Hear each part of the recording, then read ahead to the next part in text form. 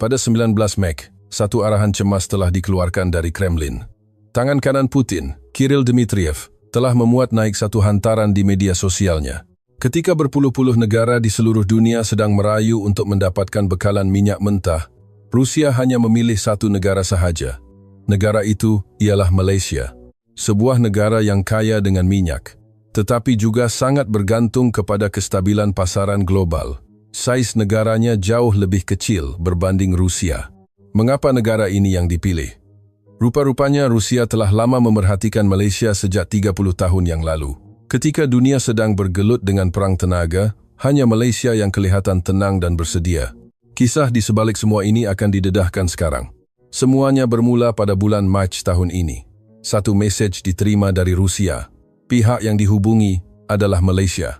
Ini berlaku pada saat negara-negara di seluruh dunia sedang terdesak mencari minyak. Amerika Syarikat, Jepun, dan India semuanya dalam keadaan cemas. Namun negara pertama yang dihubungi oleh Rusia ialah Malaysia. Kenapa? Untuk memahami ini, kita perlu kembali ke sebulan sebelumnya.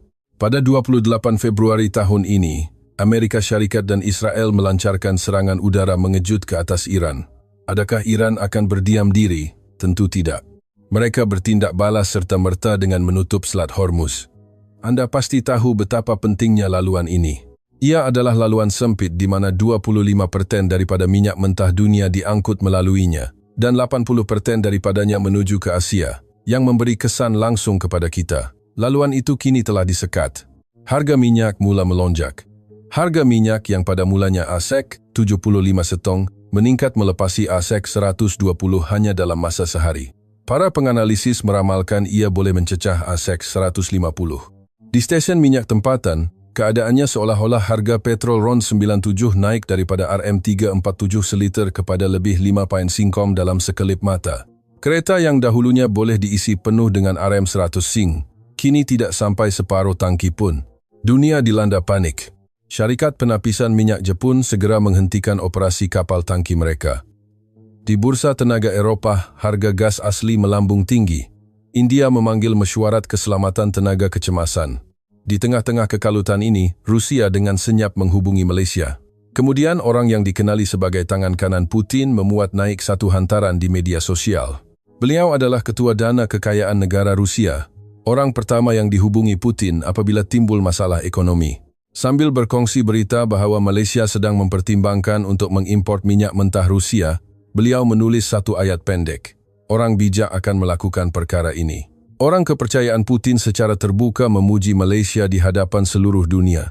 Banyak negara yang terdesak memerlukan minyak. Namun Rusia secara khusus memilih untuk berurusan dengan Malaysia. Mengapakah Malaysia? Hari ini, kita akan mencari jawapannya. Untuk memahami cerita ini, Anda perlu tahu satu perkara. Sebahagian besar minyak yang digunakan oleh Malaysia datang dari Timur Tengah. Walaupun kita adalah pengeluar minyak, kita masih mengimport untuk memenuhi permintaan domestik dan industri. Bayangkan, daripada 10 jenis lauk di atas meja makan Anda, 7 daripadanya datang dari satu kedai yang sama. Tiba-tiba, pemilik kedai itu menutup pintu. Apa yang tinggal di atas meja kita? Kita terpaksa bertahan dengan hanya 3 jenis lauk. Bagaimana pula dengan negara lain? Jepun berada dalam keadaan yang lebih teruk. Kebergantungan mereka kepada minyak Timur Tengah hampir 96%.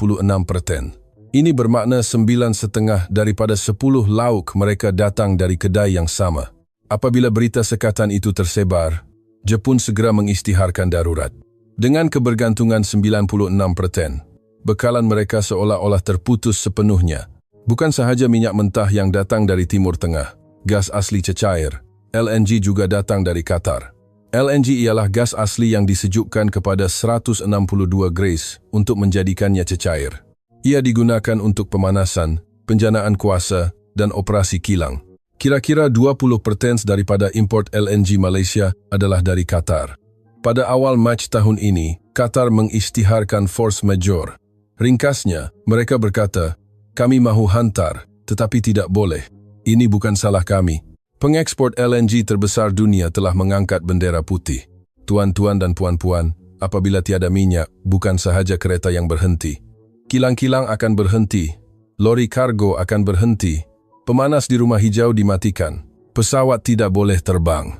Kehabisan tenaga bermakna seluruh negara akan lumpuh. Eropah telah pun mengalaminya.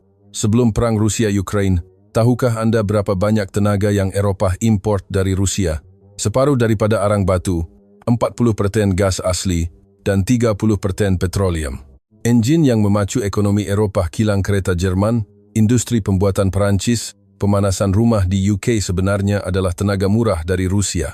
Apabila perang meletus pada tahun 2022, bekalan itu terputus.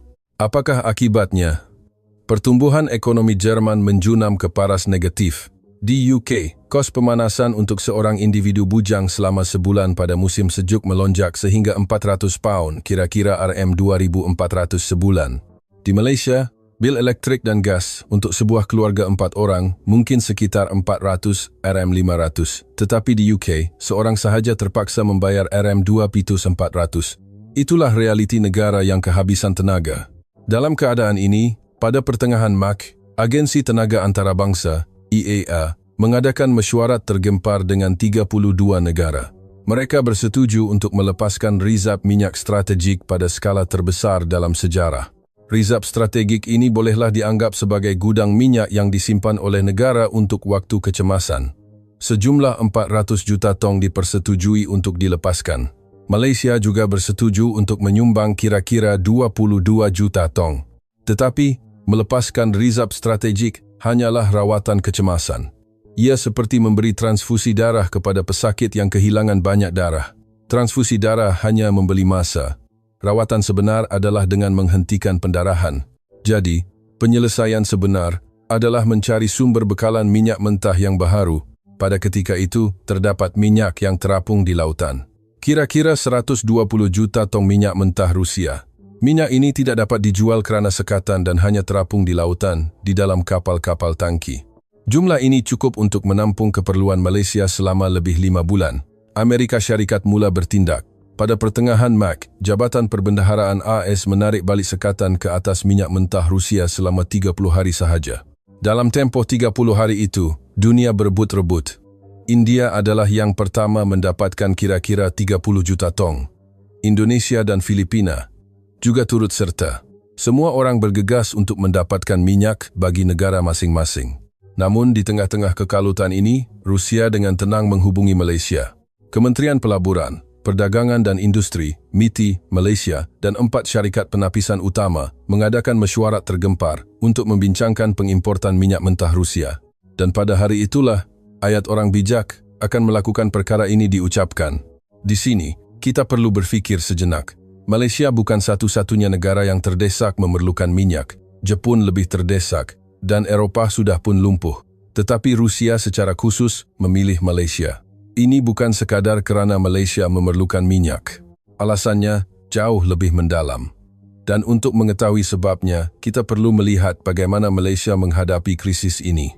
Ketika seluruh dunia berebut-rebut untuk mendapatkan setitik minyak tambahan, Malaysia kelihatan sedikit berbeza. Biar saya tunjukkan apa yang berbeza. Seminggu selepas Selat Hormuz disekat, mari kita lihat reaksi kerajaan di seluruh dunia. Kementerian Ekonomi, Perdagangan, dan Industri Jepun mengadakan taklimat tergempar dan berkata mereka sedang memantau keadaan dengan teliti. Hanya memantau. Eropah, yang telah berhenti menggunakan tenaga Rusia selama 4 tahun, tidak mempunyai banyak pilihan.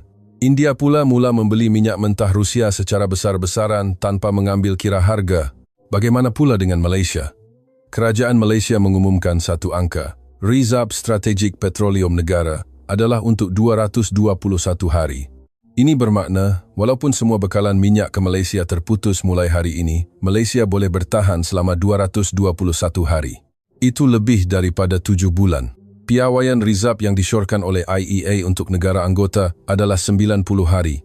Malaysia telah menyimpan lebih 2 kali ganda daripada piawaian itu. Ia adalah yang ke-6 terbesar di dunia dari segi tempoh. Ini bukanlah angka yang datang secara tiba-tiba. Kerajaan menyimpan rizab untuk 117 hari, manakala sektor swasta menyimpan untuk 104 hari, menjadikan jumlahnya 221 hari. Ini adalah hasil usaha kerajaan dan syarikat swasta selama berpuluh-puluh tahun mengisi tong demi tong. Bagi mereka yang masih ingat krisis minyak pada tahun 1970-an, ketika seluruh negara bergelap kerana kekurangan minyak, negara kita telah bertekad untuk tidak akan membiarkan perkara itu berulang lagi. Inilah hasilnya. Oleh itu, tindak balas kerajaan Malaysia sangat berbeza. Ketika negara lain panik, Malaysia bertindak secara berperingkat dan teratur. Sebaik sahaja AS melonggarkan sekatan ke atas minyak mentah Rusia, kerajaan Malaysia segera memulakan perbincangan. Keesokan harinya, mekanisme harga siling minyak diperkenalkan untuk mengawal kenaikan harga mendadak. Beberapa hari kemudian, MITI menaikkan tahap amaran krisis sumber negara. Pada masa yang sama, persiapan untuk melepaskan kira-kira 22 juta tong rizab strategik telah dimulakan. Dan akhirnya, MITI dan 4 syarikat penapisan utama duduk semeja untuk membincangkan pengimportan minyak mentah Rusia. Dalam masa 2 hingga 3 minggu selepas sekatan bermula, Malaysia telah menyediakan segalanya, dari pengurusan krisis hingga mendapatkan alternatif. Ini bukan kebetulan. Mereka bertindak mengikut manual yang telah disediakan. Biar saya berikan satu analogi. Katakanlah ribut taufan akan melanda. Sesetengah rumah hanya mula menampal pita pada tingkap mereka selepas mendengar berita tentang taufan. Rumah yang lain pula telah memasang tingkap berganda sebulan yang lalu, menyimpan makanan kecemasan dan juga menggantikan bateri lampu suluh. Malaysia adalah rumah yang kedua, dan Rusia sedang memerhatikan semua ini. Sebuah negara yang tidak panik, sebuah negara yang tidak goyah, sebuah negara yang tidak menerima sebarang syarat sewenang-wenangnya hanya kerana terdesak. Cuba fikir dari sudut pandangan Rusia. Jika Anda ingin menjual minyak, pembeli Anda mestilah stabil. Anda tidak boleh menjual kepada negara yang hari ini berkata mahu beli, tetapi esok berkata tidak boleh. Mereka memerlukan rakan kongsi yang boleh berurus niaga secara konsisten untuk jangka masa panjang. Sebuah negara yang mempunyai rizab untuk 221 hari, di mana kerajaannya bertindak secara sistematik, dan 4 syarikat penapisan utamanya boleh duduk semeja pada masa yang sama. Dari pandangan Rusia, rakan kongsi yang paling boleh dipercayai ialah Malaysia. Tetapi, bukan itu sahaja sebabnya Rusia memilih Malaysia. Sebenarnya, Rusia mempunyai gambaran yang lebih besar daripada sekadar menjual minyak. Mari saya ceritakan. Ais di Kutub Utara sedang mencair. Setiap musim panas, kawasan yang mencair menjadi semakin luas. Dari segi alam sekitar, ini adalah sesuatu yang membimbangkan. Tetapi Rusia melihatnya dari sudut yang berbeza. Apabila ais mencair, sumber yang tersembunyi di bawahnya mula terdedah. Siberia, Timur Jauh, Lautan Arktik, benua gas asli, petroleum, nikel, kobalt, nadir bumi. Penganalisis menganggarkan bahawa sumber tenaga di kawasan ini sahaja sudah cukup untuk menampung keperluan manusia selama ratusan tahun. Peti harta karun terbesar manusia sedang terbuka. Tetapi ada satu masalah. Tiada jalan untuk membawa keluar harta karun ini. Untuk menjual gas yang digali di tengah Siberia ke Eropah, mereka terpaksa mengelilingi terusan Suez. Untuk menjual ke Asia, mereka terpaksa mengelilingi hujung selatan Afrika. Perjalanan dari pelabuhan Rusia ke pelabuhan Klang mengambil masa lebih 40 hari dengan kapal. Masa adalah satu isu, tetapi kos adalah masalah yang lebih besar. Apabila sebuah kapal tangki berada di laut selama 40 hari, ia melibatkan kos yang sangat tinggi, kos bahan api, gaji anak kapal, insurans, yuran pelabuhan. Semakin jauh perjalanan, semakin mahal harga minyak. Oleh itu, Rusia sedang mengintai sesuatu. Laluan Laut Utara, NSR. Apabila ais di Kutub Utara mencair, laluan Laut Baharu sedang terbuka. Ia adalah laluan yang menghubungkan Eropah dan Asia secara terus di sepanjang pantai utara Rusia. Dengan menggunakan laluan ini, jarak perjalanan dapat dikurangkan sebanyak 30 hingga 40% berbanding laluan sedia ada. Biar saya tunjukkan dalam bentuk angka. Dari Rotterdam di Belanda ke Pelabuhan Klang, laluan sedia ada mengambil masa kira-kira 40 hari. Dengan laluan Laut Utara, ia hanya mengambil masa kira-kira 25 hari, penjimatan masa selama 15 hari. Apa bezanya 15 hari? Kos operasi harian sebuah kapal tangki besar mencecah ratusan ribu ringgit. Selama 15 hari, penjimatan boleh mencapai jutaan ringgit. Jika bukan hanya satu kapal, tetapi ratusan kapal yang melaluinya, penjimatan kos boleh mencecah berbilion-bilion. Ada satu lagi perkara. Terdapat landasan kereta api Trans-Siberia. Ringkasnya, ia adalah landasan kereta api terpanjang di dunia. Bermula dari Vladivostok, merentasi Siberia, melalui Moskow, dan sampai ke hujung Eropah. Kargo yang dahulunya mengambil masa lebih sebulan dengan kapal, kini boleh sampai ke Eropah dalam masa 2 minggu dengan kereta api ini. Sekarang, gabungkan kedua-dua perkara ini. Laluan Laut Utara memendekkan masa di laut, dan landasan kereta api Trans-Siberia memendekkan masa di darat. Sumber dari Siberia akan mengalir ke Asia dan Eropah melalui dua laluan ini. Inilah laluan Sutera Baharu abad ke-21. Tetapi untuk merealisasikan gambaran ini, mereka memerlukan rakan kongsi utama. Rusia tidak boleh melakukannya sendirian. Mari kita lihat syarat-syaratnya. Ia mestilah negara yang paling dekat dengan titik permulaan laluan Laut Utara. Ia mestilah negara yang mempunyai pelabuhan bertaraf dunia. Ia mestilah berada di lokasi yang boleh disambungkan dengan landasan kereta api benua. Dan ia mestilah mempunyai teknologi untuk mengendalikan semua ini. Berapa banyak negara di dunia yang memenuhi keempat-empat syarat ini serentak? Hanya satu, Malaysia. Pelabuhan Klang adalah salah satu pelabuhan kontainer terkemuka di dunia dan salah satu pelabuhan pemindahan kapal transshipment terbesar. Pemindahan kapal bermakna kargo yang diturunkan dari satu kapal dipindahkan ke kapal lain. Kargo yang menuju ke pelbagai negara Asia akan bertukar kapal di Pelabuhan Klang. Sumber dari Rusia yang turun melalui laluan Laut Utara akan dipindahkan di Pelabuhan Klang dan dihantar ke Jepun, Asia Tenggara, dan Australia. Ini bukan sekadar angan-angan. Kerajaan Malaysia telah menetapkan pembinaan negara maritim K yang menerajui era laluan Laut Utara sebagai agenda nasional. Ia bukan lagi mimpi, tetapi telah menjadi dasar negara. Pada bulan Januari tahun ini, Menteri Pengangkutan telah terbang ke Alaska untuk bertemu dengan pegawai pelabuhan AS dan membincangkan kerjasama untuk mengaktifkan laluan Arktik. Putrajaya telah pun menubuhkan pasukan petugas khas untuk meneroka laluan Laut Utara. Dan di Parlimen, undang-undang khas berkaitan laluan ini telah diluluskan. Sambungan kereta api rentas semenanjung juga bukanlah cerita dongeng. Sebenarnya, ia telah pun diusahakan melalui projek seperti ECRL yang berpotensi menghubungkan pantai barat dan timur, dan seterusnya mewujudkan rangkaian yang lebih luas ke seluruh benua Asia. Bayangkan kargo dari Pelabuhan Klang bergerak melalui landasan kereta api ke utara, merentasi Thailand dan seterusnya, bersambung dengan landasan kereta api Trans-Siberia di Vladivostok. Satu laluan di mana kargo dari Pelabuhan Klang boleh sampai ke Eropah melalui kereta api sahaja tanpa menaiki kapal. Penganalisis berkata, jika laluan ini dibuka, Pelabuhan Klang bukan lagi sekadar pelabuhan, tetapi akan menjadi jantung logistik yang menghubungkan benua Eurasia dan Lautan Pasifik. Seorang pegawai kementerian berkata, apabila era pengkomersialan laluan Laut Utara tiba, ia akan menjadi titik perubahan bagi Pelabuhan Klang untuk melonjak sebagai bandar hub logistik bersepadu bertaraf dunia. Sekarang anda mula faham mengapa Rusia begitu berminat dengan Malaysia, bukan? Ini bukan tentang menjual setong minyak.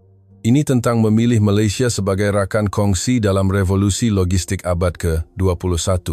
Tetapi, ada satu lagi sebab penting mengapa Rusia memilih Malaysia sebagai rakan kongsi. Ada sesuatu yang hanya boleh dilakukan oleh Malaysia. Kita baru sahaja bercakap tentang laluan Laut Utara. Laluan Laut Baharu terbuka apabila ais mencair. Walau bagaimanapun, walaupun ais mencair, lautan tidak menjadi bersih sepenuhnya. Masih terdapat bongkah ais setebal lebih 2 meter yang terapung di lautan Arktik. Apa yang akan berlaku jika kapal tangki biasa masuk? Lambung kapal akan terkoyak. Badan kapal akan retak. Ia tidak boleh masuk. Oleh itu, kapal khas diperlukan. Kapal yang boleh memecahkan ais dengan melanggarnya secara langsung. Kapal yang membawa muatan penuh gas asli yang disejukkan pada suhu 162 degree Celcius. Kapal yang boleh menahan angin Arktik bersuhu 50 derajat Celcius tanpa gas bocor dan badannya tidak rosak walaupun berlanggar dengan ais. Kapal ini dipanggil kapal pengangkut LNG pemecah ais. Ringkasnya, ia adalah kapal yang memecahkan ais dengan tangki gas kriogenik di dalamnya. Ia perlu melakukan dua perkara serentak, memecahkan ais di luar dan mengekalkan suhu 162 derajat di dalam. Ini sangat sukar kerana untuk memecahkan ais, badan kapal mestilah sangat kuat. Ketebalan plat kelulinya adalah kira-kira 2 kali ganda daripada kapal biasa. Jika ketebalan plat keluli kapal biasa adalah selebar 1 ruas jari, kapal ini menggunakan plat setebal 2 ruas jari.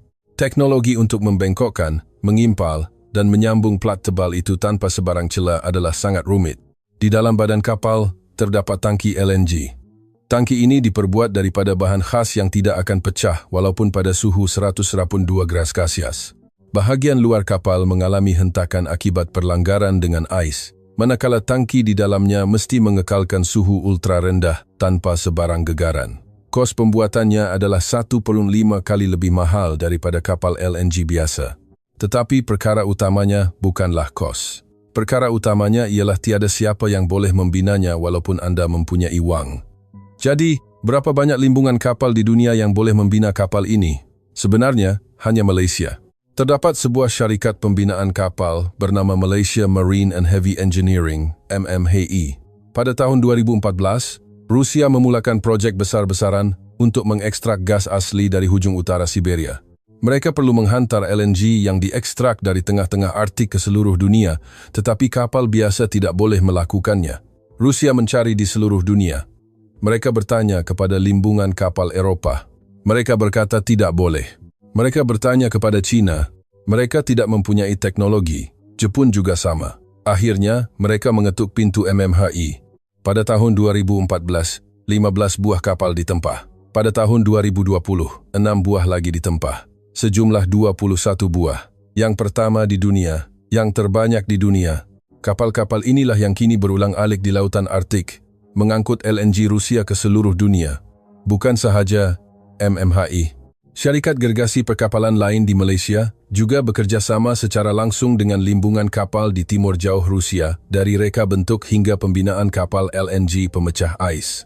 Reka bentuk, teknik kimpalan, teknologi bahan tangki data ini hanya dimiliki oleh Malaysia. Tetapi ada satu cerita menarik di sini. Rusia tidak hanya duduk diam dan bergantung kepada Malaysia. Selepas Sekatan Barat dikenakan berikutan perang Ukraine, penghantaran kapal dari limbungan Malaysia terhalang. Rusia mungkin berfikir, kenapa tidak kita bina sendiri? Mereka cuba membina kapal itu sendiri di limbungan kapal timur jauh Rusia. Apakah hasilnya? Mereka gagal kerana kekurangan teknologi, membengkokkan plat keluli tebal, membina tangki kriogenik. Semuanya tidak mungkin dilakukan tanpa teknologi Malaysia. Setelah mencubanya sendiri, mereka sedar, ia tidak mungkin tanpa Malaysia. Itulah sebabnya tahun lepas, Duta Rusia ke Malaysia berkata dalam satu temu bual, kami berharap dapat menjalin kerjasama yang produktif dengan Malaysia dalam bidang laluan Laut Utara. Amat jarang seorang diplomat secara rasmi menyebut nama negara tertentu dan menyatakan harapan untuk bekerja sama dalam temu bual rasmi. Ini menunjukkan betapa terdesaknya mereka. Terdapat banyak negara yang kuat di dunia. Negara yang kuat dari segi ketenteraan, ekonomi, atau sumber asli. Tetapi negara yang tanpanya dunia akan terhenti, tidak banyak. Tanpa semikonduktor, elektronik dunia terhenti. Tanpa kapal, logistik dunia terhenti. Negara yang membina semikonduktor dan kapal itu ialah Malaysia. Rusia memilih Malaysia bukan kerana simpati.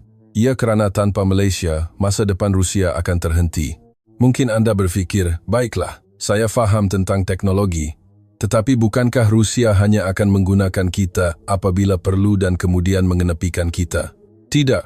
Rusia telah menghulurkan tangan kepada Malaysia bukan baru-baru ini.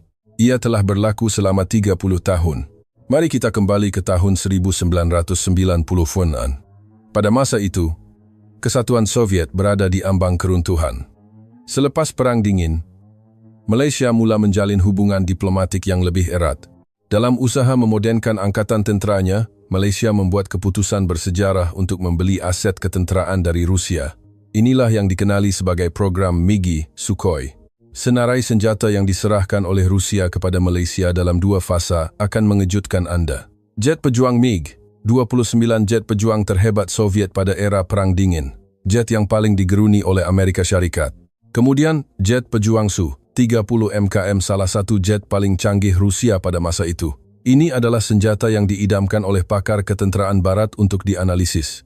Rusia menyerahkannya secara keseluruhan kepada Malaysia. Tetapi cerita sebenar bermula di sini. Adakah Malaysia hanya menerima jet ini dan meletakkannya di pangkalan tentera? Tidak. Sebahagian daripadanya telah dibongkar sepenuhnya. Setiap skru dibuka. Struktur enjin, bahan komposit, sistem avionik rahsia teknologi ketenteraan yang dikumpul oleh Soviet selama berpuluh-puluh tahun telah dikaji secara terperinci oleh jurutera Malaysia. Dan tahukah anda di mana teknologi yang diperoleh itu digunakan? Ia menjadi asas kepada pembangunan industri aeroangkasa dan pertahanan tempatan Malaysia hari ini. Salah satu teknologi teras dalam program pertahanan kita, seperti sistem penyelenggaraan, pembaikan dan baik pulih, MRO yang canggih, adalah hasil daripada analisis jet-jet yang diterima dari Rusia. Rusia menjual jet pejuang canggih, dan Malaysia menggunakan pengetahuan itu untuk membina keupayaan pertahanannya sendiri. Teknologi itu menjadi benih. Jet pejuang, helikopter, kenderaan berperisai permulaan kepada produk pertahanan Malaysia yang kini diiktiraf di peringkat antarabangsa bermula dari program ini.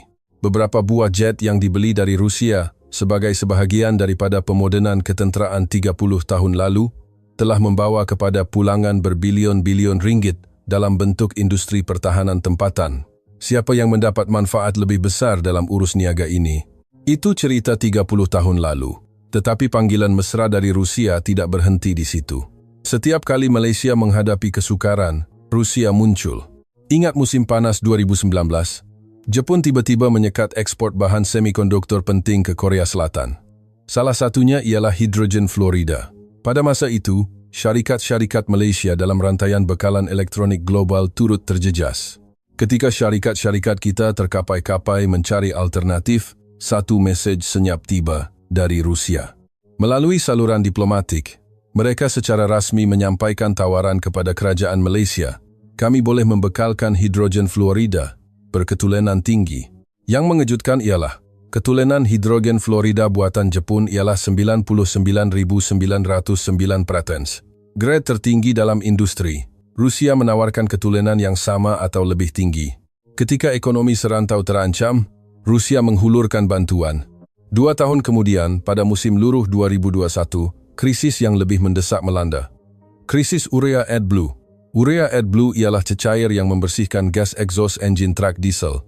Tanpa ia, truk tidak boleh dihidupkan. Ia akan berhenti begitu sahaja. Sebahagian besar pengangkutan kargo di Malaysia bergantung pada truk diesel. Penghantaran barang, bekalan makanan, bahan binaan semuanya bergerak dengan truk. China tiba-tiba menyekat ekspor urea. Pada masa itu, Malaysia mengimport sebahagian besar bekalan ureanya dari China. Industri menganggarkan kerugian jika truk kargo berhenti beroperasi boleh mencecah ratusan juta ringgit sehari. Ini bermakna semua penghantaran bungkusan harian di negara kita akan terhenti, rak-rak di pasar raya akan kosong, dan kren di tapak pembinaan akan terdiam. Dalam masa seminggu, seluruh logistik negara boleh lumpuh. Barisan panjang terbentuk di stesen minyak untuk membeli AdBlue. Pemandu lori cemas memikirkan nasib mereka keesokan harinya. Pada ketika itu, sekali lagi, Rusia tampil. Pada November 2021, Menteri Pembangunan Timur Jauh Rusia secara rasmi mengumumkan, kami sedang berbincang dengan syarikat-syarikat Rusia mengenai masalah bekalan urea ke Malaysia. Menteri itu sendiri yang bersuara. Dan memang benar, 360,000 tan urea dari Rusia telah dibekalkan ke Malaysia. Pintu yang ditutup oleh China telah dibuka oleh Rusia dari arah lain. Cerita ini tidak berakhir di sini. Pada Februari 2022, Rusia menyerang Ukraine, Amerika Syarikat, Eropah, dan Jepun mengenakan sekatan ke atas Rusia. Malaysia turut menyertai gesaan antarabangsa untuk keamanan tetapi mengekalkan dasar berkecuali. Eropah memutuskan bekalan tenaga dari Rusia. Rusia pula menutup paip gas ke Eropah. Walau bagaimanapun, bekalan tenaga Rusia ke Malaysia tidak terputus. Tahukah anda berapa banyak tenaga yang diimport oleh Malaysia dari Rusia pada tahun puncak perang itu? Arang batu LNG minyak mentah berjumlah kira-kira AS 1.7 bilion atau kira-kira RM 7.5 bilion. Di tengah-tengah perang, dengan sekatan masih berkuat kuasa, Rusia terus menghantar tenaga bernilai lebih 7 bilion kepada Malaysia. Mereka menutup paip ke Eropah, tetapi membiarkannya terbuka untuk Malaysia. Kenapa? Kerana walaupun Malaysia mengutuk pencerobohan itu, ia tidak menghantar senjata maut ke Ukraine. Dari sudut pandangan Rusia, Malaysia bukan musuh. Sebuah negara yang menyokong keamanan, tetapi tidak terlibat dalam peperangan. Malaysia berada dalam kedudukan yang unik itu. Dan pada bulan Januari tahun ini, Duta Malaysia ke Rusia bertemu dengan Putin. Ini adalah pada tahun keempat perang. Sekatan masih berkuat kuasa. Biasanya, pertemuan seperti ini hanya akan berakhir dengan jabat tangan dan sapaan rasmi. Tetapi Putin sendiri yang bersuara, kami berharap untuk memulihkan hubungan dengan Malaysia. Malangnya, banyak asas positif telah disia-siakan. Anda perlu meneliti kata-kata ini. Tumpuannya bukan pada berharap, tetapi pada disia-siakan. Ini bermakna beliau kesal dengan hubungan baik yang telah dibina dengan Malaysia selama ini terjejas. Dan kali ini, tiada syarat yang diletakkan. Rusia menghulurkan tangan terlebih dahulu tanpa sebarang prasyarat. Bukan sahaja kerajaan, rakyat Rusia juga menantikan Malaysia. Satu tinjauan telah dijalankan ke atas 2,500 pemilik kereta di Rusia. Sebelum perang, gabungan Proton dan Pro 2, jika mereka berada di pasaran, akan menjadi antara jenama yang popular. Selepas perang, syarikat Malaysia menarik diri dan kini pasaran dikuasai oleh jenama tempatan Lada dan jenama Cina. Tetapi hasil tinjauan menunjukkan, 1 daripada 5 orang menjawab, saya akan menangguhkan pembelian kereta baharu sehingga kereta Malaysia kembali. Walaupun kereta Cina lebih murah, mereka menantikan kereta Malaysia. Ketua pengarang sebuah majalah otomotif Rusia meramalkan, apabila sekatan ditarik balik, Proton dan Pro 2 akan menjadi yang pertama kembali ke pasaran Rusia dalam tempoh 6 bulan. Sebuah negara di mana kerajaannya mahu memulihkan hubungan, rakyatnya menantikan produknya, dan pakarnya meramalkan ia akan menjadi yang pertama kembali. Mari kita rumuskan. Pada 1990-an, mereka membekalkan senjata canggih sebagai sebahagian daripada kerjasama pertahanan. Pada 2019, apabila rantaian bekalan serantau terganggu, mereka menawarkan bahan mentah. Pada 2021, apabila China menyekat bekalan, mereka membuka pintu untuk urea. Pada 2022, walaupun semasa perang, mereka terus menghantar tenaga. Tahun ini, mereka menghulurkan tangan terlebih dahulu tanpa syarat. Adakah ini semua kebetulan? Tidak. Ini adalah strategi, dan di tengah-tengah strategi itu, selama 30 tahun, adalah Malaysia. Jadi, soalan terakhir yang perlu kita tanya ialah, apakah peluang yang dibawa oleh hubungan ini untuk kita pada masa hadapan? Kita perlu bercakap sedikit tentang perang Rusia-Ukraine. Kerana peluang untuk Malaysia bergantung pada bagaimana perang ini berakhir. Sekarang, Putin berkata mereka sedang menang. Zelensky berkata mereka sedang menang. Kemungkinan besar kedua-duanya silap. Mari kita lihat barisan hadapan. Ia telah buntu selama 3 tahun. Pada kadar kemarahan Rusia sekarang, berapa lama masa yang diperlukan untuk menawan seluruh Ukraine? 100 tahun. Itu bukan penaklukan. Itu bermakna mustahil. Bolehkah Ukraine menolak mereka kembali? Itu juga tidak mungkin. Lihat data populasi Ukraine. Ketika merdeka, ia mempunyai 52 juta orang. Sekarang, kira-kira 27 juta. Hampir separuh telah hilang. 7 juta telah melarikan diri ke Eropah. Dan lebih 4 juta terperangkap di wilayah yang diduduki Rusia. Tenaga kerja yang boleh berjuang di medan perang adalah kira-kira 12 juta. Generasi muda untuk mempertahankan negara semakin berkurangan.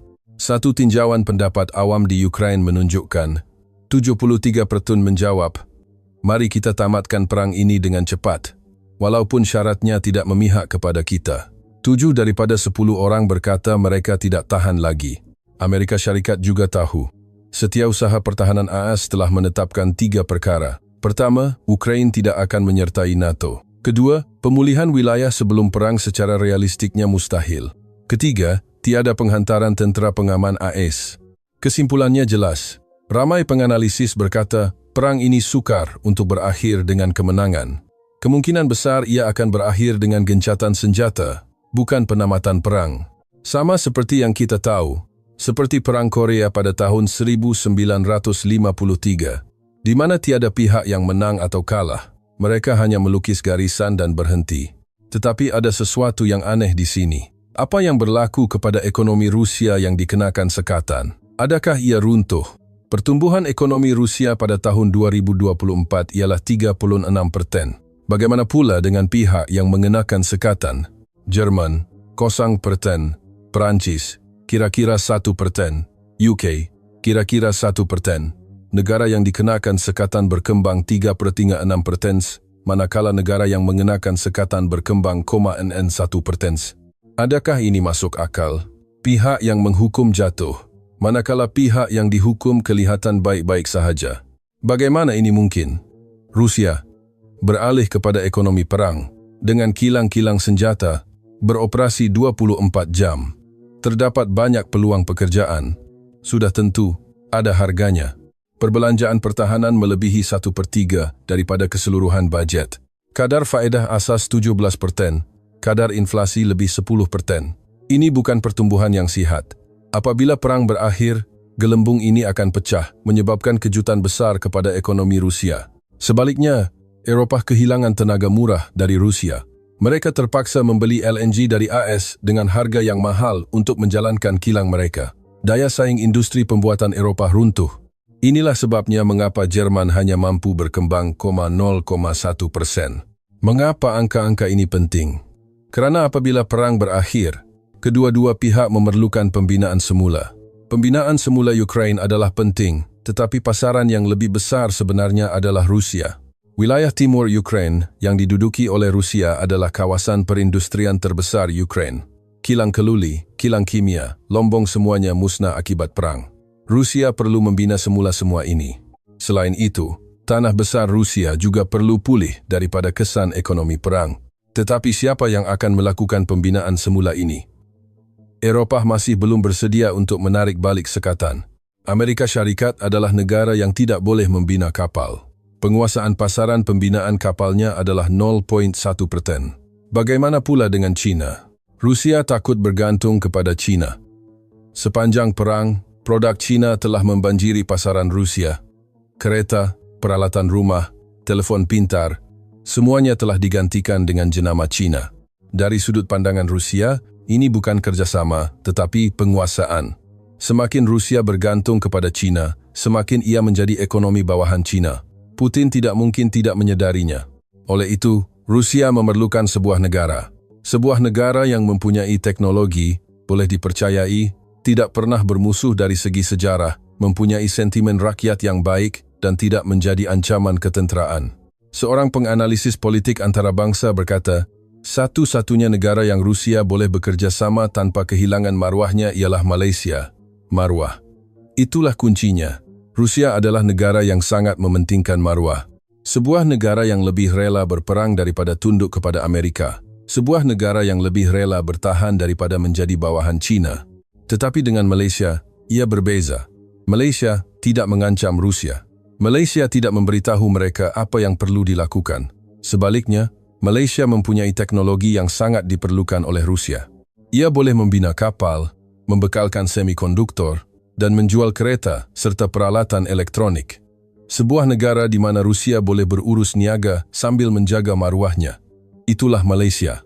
Dalam sejarah kita, terdapat diplomasi yang serupa.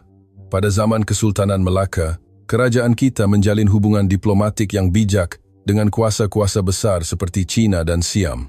Daripada berperang, kita menggunakan diplomasi untuk memastikan kedaulatan dan kemakmuran. Kita tidak menggunakan pedang, tetapi kebijaksanaan di meja rundingan. Hasilnya, kita bukan sahaja bertahan, tetapi berkembang maju sebagai sebuah empayar perdagangan. Kita menjaga marwah rakan kongsi kita sambil memastikan kepentingan kita terpelihara. Kedudukan Malaysia sekarang adalah sama. Penganalisis mengambil Turki sebagai contoh. Turki adalah anggota NATO, sekutu ASS. Tetapi pada masa yang sama, ia menjalin kerjasama ekonomi dengan Rusia. Ia mengimport gas asli Rusia, menerima pelancong Rusia, dan berdagang bijirin. Ia bukan memihak kepada AS atau Rusia, tetapi memihak kepada kepentingannya sendiri. Malaysia juga boleh menempuh jalan itu. Perikatan strategi kita dengan rakan-rakan di timur dan barat adalah asas keselamatan kita. Itu tidak akan goyah. Di atas asas itu, kita menjalin kerjasama ekonomi dengan Rusia. Keselamatan dengan rakan kongsi strategik, sumber dengan Rusia. Mari kita bayangkan apa yang akan berlaku apabila perang berakhir dan gencatan senjata dicapai. Pasaran pembinaan semula Rusia akan terbuka. Sebelum perang, telefon pintar Samsung dan jenama elektronik lain sangat populer di Rusia. Kereta Proton dan Pro 2 mempunyai potensi besar. Mi segera mame dan snack tempatan digemari ramai. Apabila sekatan ditarik balik, pasaran ini akan terbuka semula kepada syarikat Malaysia. Selain itu, perkongsian logistik laluan Laut Utara, pembangunan bersama sumber Siberia, tempahan tambahan untuk kapal pemecah ais, dan sambungan landasan kereta api semenanjung dengan landasan kereta api Trans-Siberia. Jika ini menjadi kenyataan, Pelabuhan Klang akan menjadi pusat logistik Eurasia. Sumber impor tenaga kita akan dipelbagaikan dari Timur Tengah kepada pelbagai tempat. limbungan kapal Malaysia akan menerima tempahan baharu bernilai berbilion-bilion ringgit. Seorang penganalisis berkata, era kepura-puraan telah berakhir dan era kebiadaban yang jujur telah tiba.